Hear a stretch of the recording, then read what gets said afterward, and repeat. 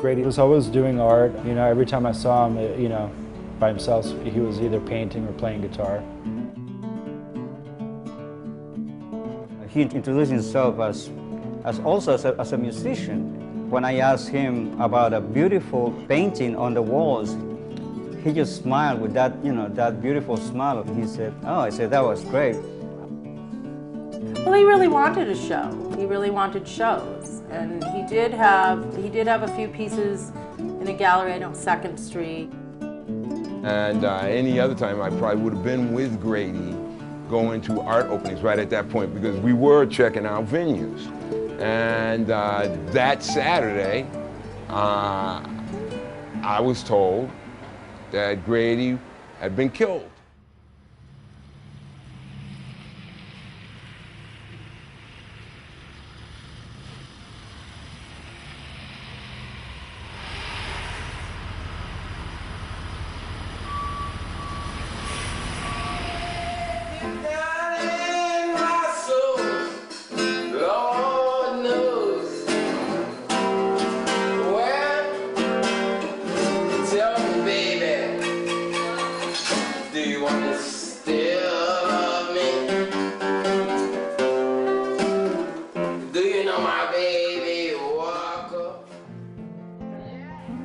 Grady moved from Haiti, where he was living in the countryside with his mother, to Miami with his father when he was around 16, I think. Somehow he made his way to New York City a few years later. He was the artist in residence at El Taller for almost 5 years.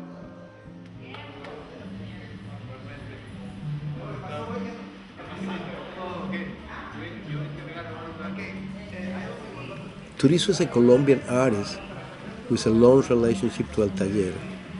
He has been with us and he has been my friend from almost the very beginning of El Taller. In the late 80s, he worked with Grady on a number of paintings and other projects.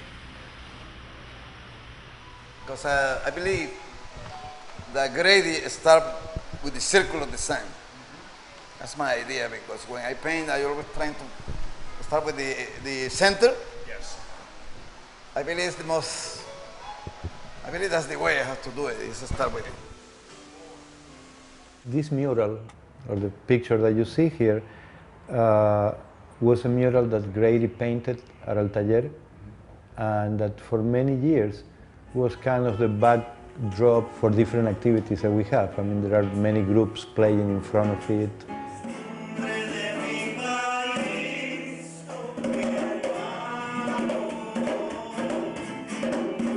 When he died, many of his paintings were kind of taken away by different people who came, and the mural disappeared.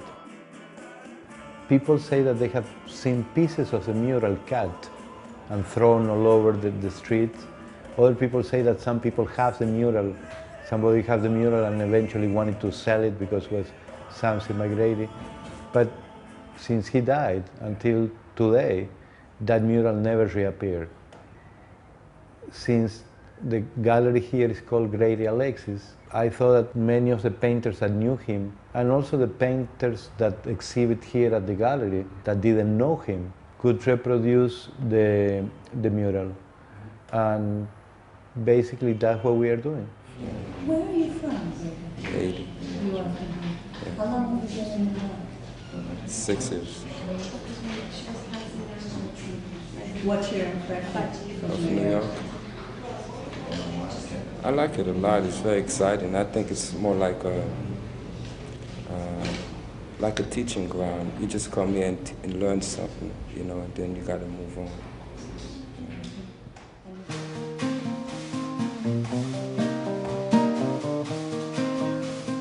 I was coming from Tompkins Square. At that time, the Taller was in 21st between 5th and 6th. I passed by him. The painting that he was holding in his hand was like, "Call me." You know, so I came back and I looked at the painting and I asked him if he was selling it. And he said, "Yeah." And he said, "Who is the artist?" And he said, "I am." I didn't believe him. I said, "Yeah, you are." He said, "Yeah, this is my piece too." And there were like 3 pieces that he had there. told him, where I work, there is a gallery. Do you want to come and see it? I said, okay. That was on a Friday, and next Monday morning, he showed up there. And then eventually, he told me, I didn't see you. You have a gallery. I told him I didn't see that you have painted the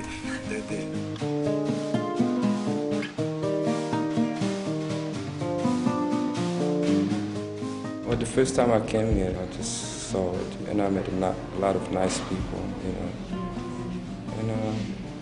and then I started painting. Then, I just thought, instead of like commuting from Brooklyn to Manhattan all the time, I thought it'd be better if I stay up here, because I usually sell my painting up here.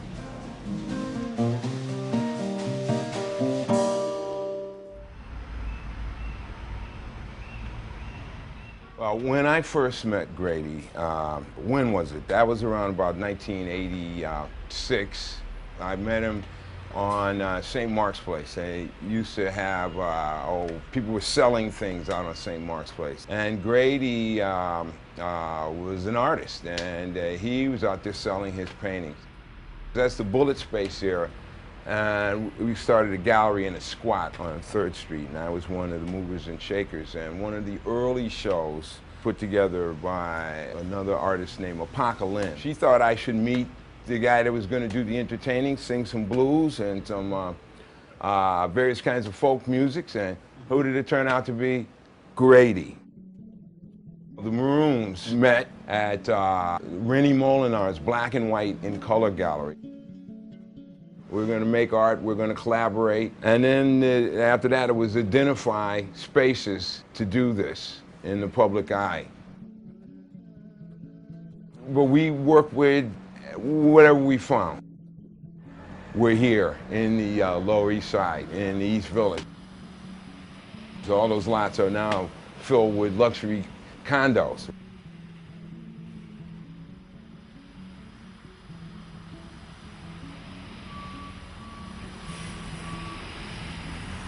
The Maroons kind of imploded. But Grady and I had all this canvas and pigment. And I said, Grady, I like your style, man. That was good. You want to fill up the rest of this canvas? Let's hook up and let's do this. And he's, sure, let's do this. He just would make things. He was just prolific and, inventive. Here, he's got some kind of fur here. What is it? I don't know. Is that somebody's mink stole or something there? Or fox fur or squirrel that was dyed? And, piece of rusted metal with some paint, and so he used the elements that were there. Got put more of a hole in it, put the eyes in it, put it on some wood. Bingo, a piece, right, ready to go. By the time that we're painting together, he had kind of codified all of the way he was painting the human figure in his language of his art. And as I said before, when we were painting these things, we would just discuss, have a quick discussion about, is it nighttime? Going to be a hill? What's going to be there? But it's very abstract, sublimely abstract, in that there's no eyes and lips. And somebody told me, a good friend of mine, another artist, said, people like eyes and lips and noses. It's right. So why not? That's Grady right there in that altar. That's him with that joint hanging out of his mouth. Grady was basically a self-taught artist. He was a great observer, and he was good with his hands, and he had great eye and hand coordination, so it makes for a good artist. He was exploring his Haitian roots, African American culture. He liked the blues. So he was working his way in those combination of things. And I find that to be fascinating. Sweater. Is that it? That's it.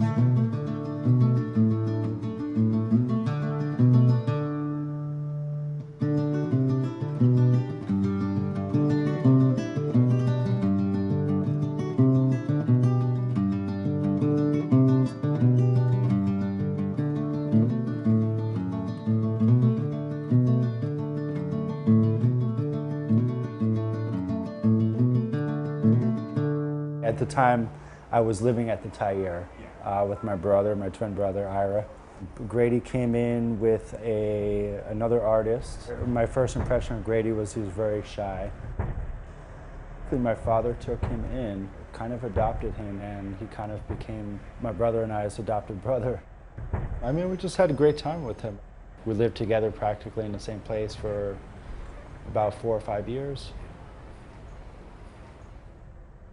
You know, I guess growing up into it, we didn't really find it unusual. It was just kind of, you know, the norm for us compared with, you know, other people and their upbringing. It was, you know, quite different from most people's, you know, upbringing at that age, you know. We did a lot of music together, arts, you know, painting murals, sports.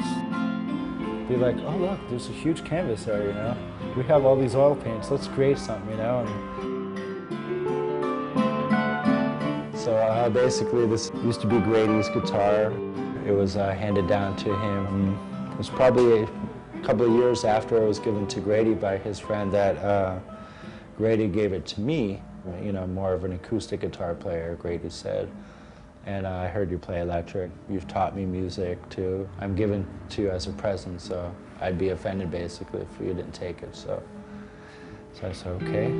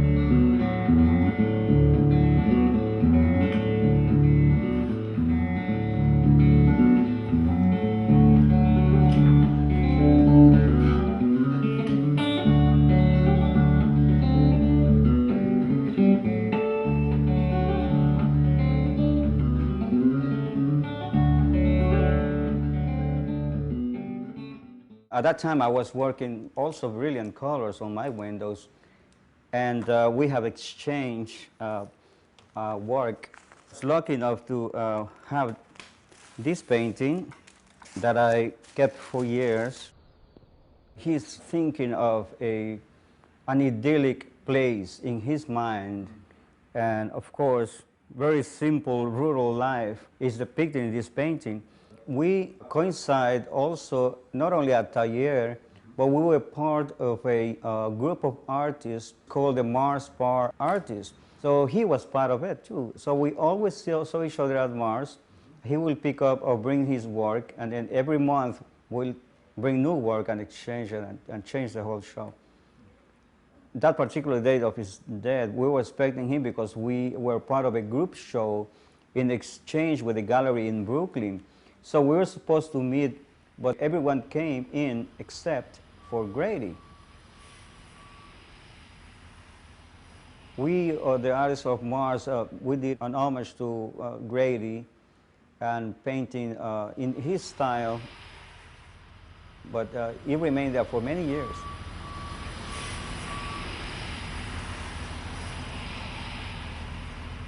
Aparentan uno sobre otro, ¿entiendes lo que te quiero decir? Sí. Está calculado perfecto. O sea, hay varios murales uno encima de otro. Pero cuando lo estás viendo, mano, puta. Grady participated in a big project that was a mural that we painted. Actually, Turizo was a master painter for the MTA in the 2nd Avenue stop of the F train, almost in the corner of what the Taller used to be.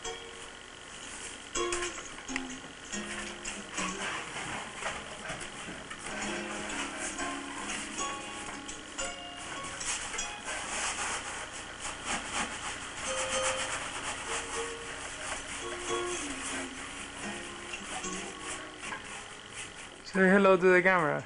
Hi. Hi, Mom. Well, it was me and this artist in Turizo, and we both could work on it. So I mostly like helping paint the flowers because there's a lot of things that, you know, it's not like my style that I could have done in the painting. That mural took almost a year and a half to complete. It was a huge piece. I mean, it was also a mural with music inside.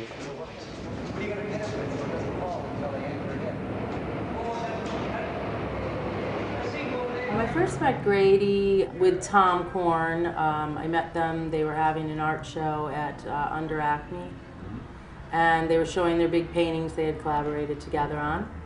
And it was in January of 1990. He now had a space that just seemed to be his, that he could make art in, and he could come and go as he pleased, and there was nobody watching. And I think in that space, he was able then to gather what he wanted to make art, because that's really what he spent his time doing. He received a phone call. He ended up speaking to some aunts. He spoke in Creole, and I was like, wow, he's speaking, you know, in another language. And they told him that his mother had died, and that she had died 2 months before. No one wants to hear that their parent died 2 months later, so. He seemed to become more inward, even more inward than he normally was. And he also became very, just was constantly making artwork now, all night. Places we're trying to do what we are trying to do find a lot of problems. I mean, one of them is the economical one. The other one is the lack of a real clear support in the part of the city for this kind of cultural organization. And the other part, that is a part that we are suffering right now, and we have suffered for the last 3 years that we have been in this place, is basically the lack of morals that sometimes the landlords in the different places that you have to rent have. So basically we are forced to move from here to some other space.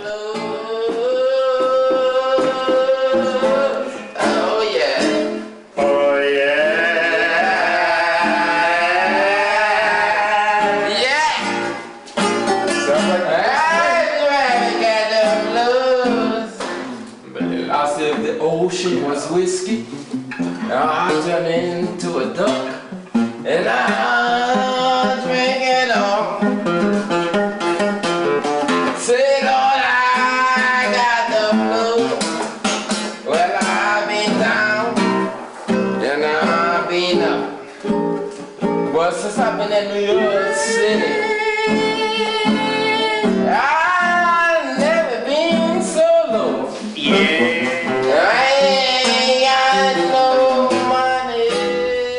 It was very warm that May.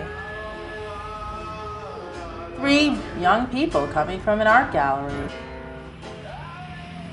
The controversial nature of his death.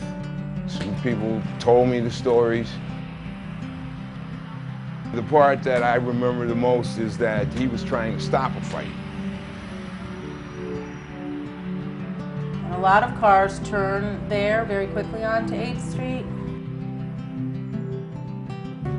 You know, words were exchanged, and the next thing, this guy had punched Grady, and I was told it was 1 or 2 punches. And then leave. They didn't call it in. You know, they were cops, but they didn't call it in. They left. The guy that hit Grady was a Golden Glove boxer who was also on the police force. It just, you know, knocked unconscious.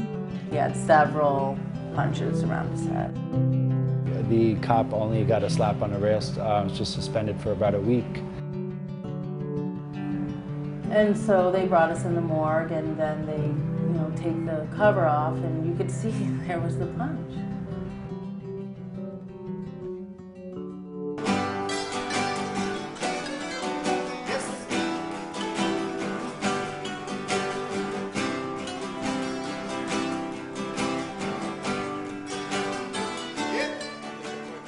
When Grady died, el taller closed.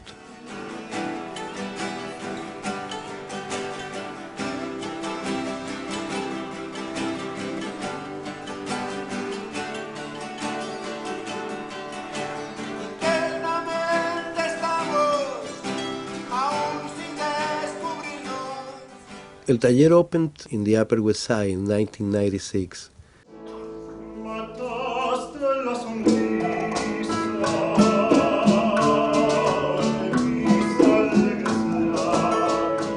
That's when we opened the Grady Alexis Gallery to honor our friends. Over the years, many artists from around the world have shown their work at El Taller.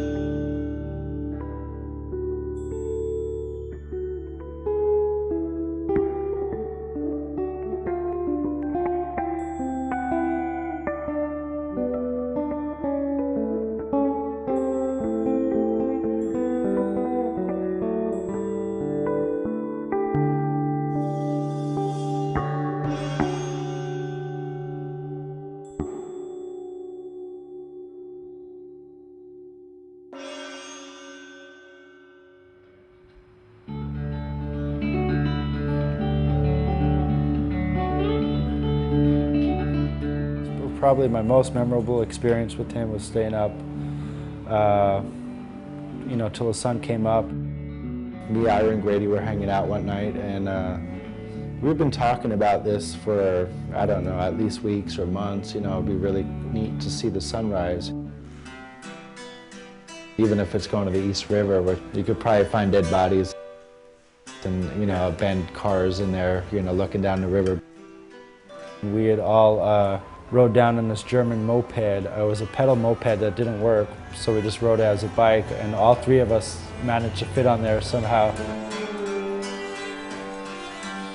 So we got there just pretty much in time, maybe about 10-15 minutes before the sun rose. But yeah, it was beautiful. It was just a beautiful sunrise.